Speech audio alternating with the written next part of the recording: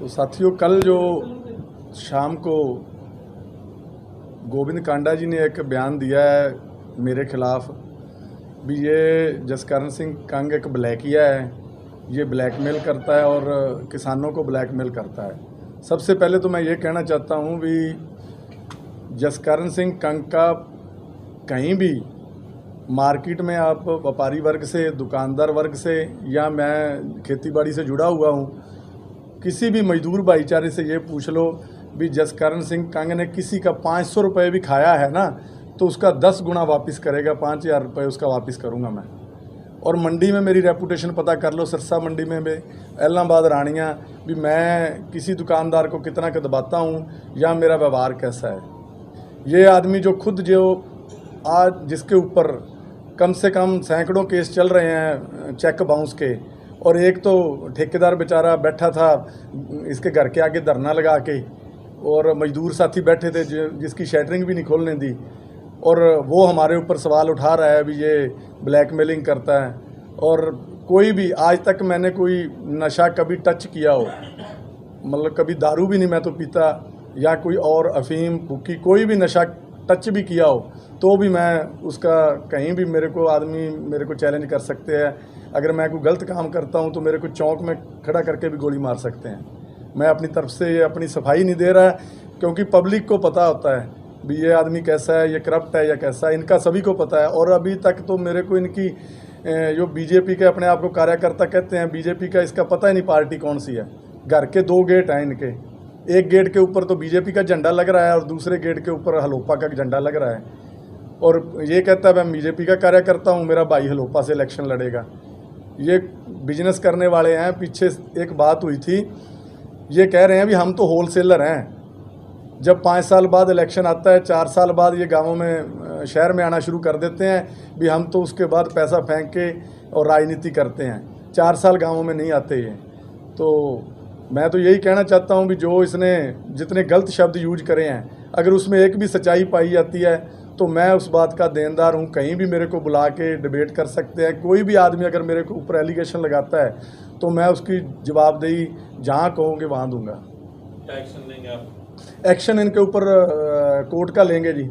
सबसे बड़ा तो एक्शन जो ये गाड़ियाँ लेके घूमता है, जिनके ऊपर गाड़ियों के ऊपर पुलिस का एक, मैंने मेरे से यही चक्कर इसका पड़ा भी, मैंने स्पीच दी थी एक, ये इलाहाबाद से आ रहे थे तो इनकी गाड़ियों के आगे जो लोगो लगा होता है ये नीले और लाल रंग का पायलट लिख के लगा रखा है, और दूर से आदमी यही सोचता है भी यार कोई मंत्री या कोई मिनिस्टर सीएम की गाड़ी आती है और हुटर मारते हैं ये, मतलब ऐसे मतलब महसूस होता है। तो जब ये पास आते हैं तो पता चलता है भी ये तो गोविंद कांडा है।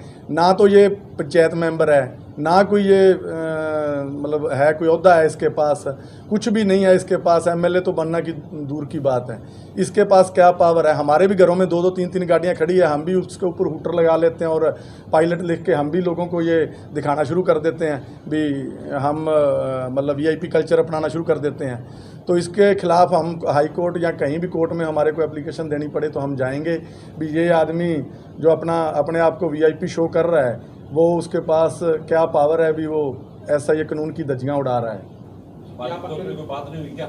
हाँ जी, सामाजिक तौर पे कोई बात तो नहीं हुई? नहीं, कोई बात नहीं, हमारी कोई बात नहीं हुई जी। आप अकेले एक्शन लेंगे, आपके पंचायत से लेंगे? नहीं, सारी एसोसिएशन मेरे साथ है जी। बहन जी मेरे बैठे हैं, हमारे एग्जीक्यूटिव मेंबर बैठे हैं, सुभाष जी बैठे हैं, सरपंच साथी और भी आ रहे हैं, जो हमारे ब्लॉकों के प्रधान हैं सारे आ रहे हैं। तो आपकी एसोसिएशन एक है और पिछले दिनों आपकी मुलाकात बिल्कुल बैडवाजी से हुई है, तो उस मुलाकात को क्या समझा जाए?